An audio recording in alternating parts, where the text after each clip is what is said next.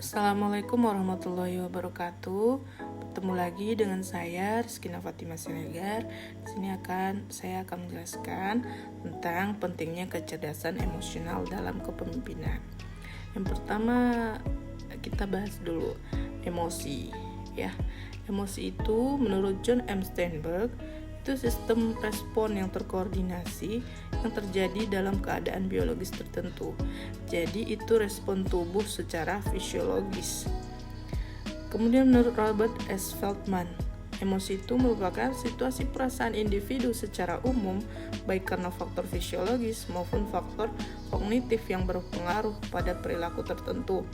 Biasanya ini ketika ada perasaan mau marah atau karena ada rasa jengkel kepada orang, itu karena ada sebab pemicunya dari internal maupun eksternal, ya. Oke, menurut Riff, emosi itu merupakan perasaan subjektif berupa respon biologis ataupun reaksi fisiologis dalam mempersiapkan tubuh beradaptasi. Jadi, kecerdasan emosional ini merupakan kemampuan seseorang untuk mengenali emosi diri sendiri, kemudian dapat mengelola emosi dengan baik, dan juga memahami emosi orang lain, dan juga membangun hubungan yang sehat dan produktif. Jadi kalau misalnya bisa yang keempat ini dihandle, maka seseorang itu bisa dikatakan cerdas secara emosional. Menurut Bapak Daniel Goleman, kecerdasan emosional ataupun emotional quotient itu merupakan kemampuan individu untuk mengenali, memahami, dan mengelola emosi diri sendiri dan orang lain. Nah, dalam bukunya yang Emotional Intelligence itu menyatakan 90% pemilik EQ yang tinggi lebih sukses menjadi pemimpin. Nah, ini dia sudah melakukan penelitian, rata-rata orang yang memiliki kecerdasan emosional itu lebih sukses dibanding orang yang hanya pintar secara intelligence quotient, secara IQ. Jadi IQ dan EQ ini itu harus seimbang, harus balance. Di sini ada 5 pilar kecerdasan menurut Daniel Goleman. Yang pertama itu self-awareness, di mana self-awareness ini tahu apa yang dirasakan dan paham apa penyebabnya. Kemudian dia dapat memahami kelebihan dan kekurangan dirinya sendiri. Nah, jadi itu contohnya seorang manajer, dia menyadari bahwa ia sedang stres sehingga dia harus menunda rapat penting agar tidak mengaruhi suasana tim. Yaitu salah satu contoh dari self-awareness. Kemudian self-regulation ataupun pengendalian emosi, pengendalian diri.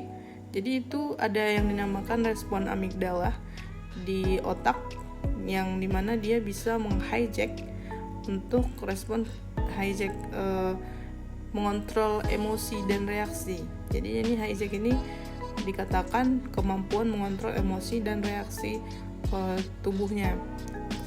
Contohnya yaitu saat menerima kritik keras, seorang pemimpin itu harus tetap tenang dan menjadikannya bahan evaluasi, bukan membalas dengan kemarahan. Kemudian motivasi. Ini merupakan alasan yang mendorong seseorang untuk mencapai tujuan tertentu, ya. Jadi dia itu berorientasi pada tujuan, tidak mudah menyerah, kemudian menginspirasi tim untuk terus berkembang. Nah, kemudian ada empati, yaitu mampu membaca perasaan orang lain. Nah, di sini kemampuan memahami perspektif dan perasaan orang lain.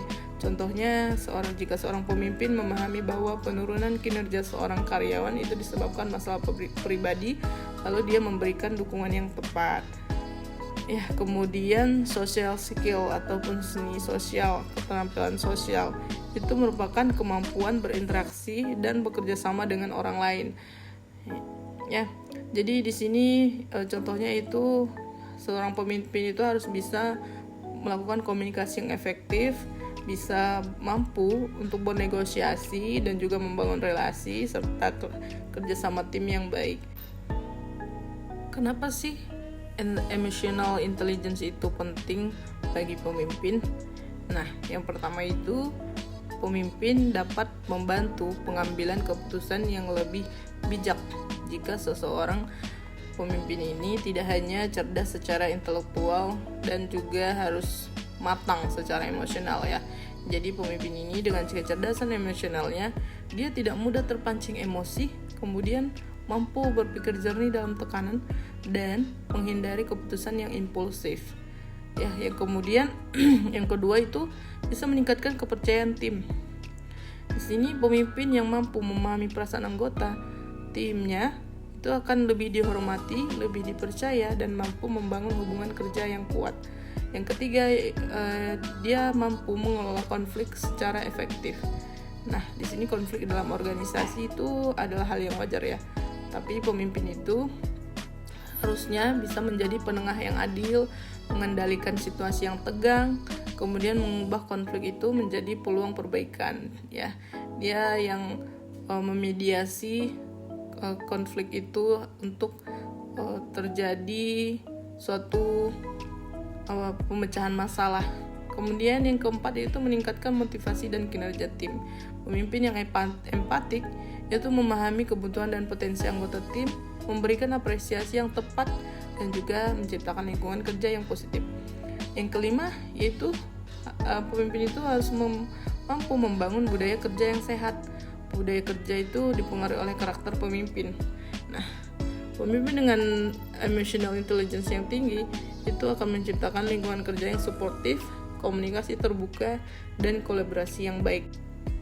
Jika hal ini tidak ada di bagian seorang pemimpin, maka jika dia tidak cerdas secara emosional, maka mungkin nanti akan berdampak kepada timnya, yang timnya itu merasa tidak dihargai, kemudian tingkat stres dalam organisasi itu meningkat, ataupun pekerjaan timnya itu tidak secara ikhlas, kemudian sering konflik, dan juga produktivitas menurun. Nah, maka itu sangat diperlukan kecerdasan emosional untuk seorang pemimpin.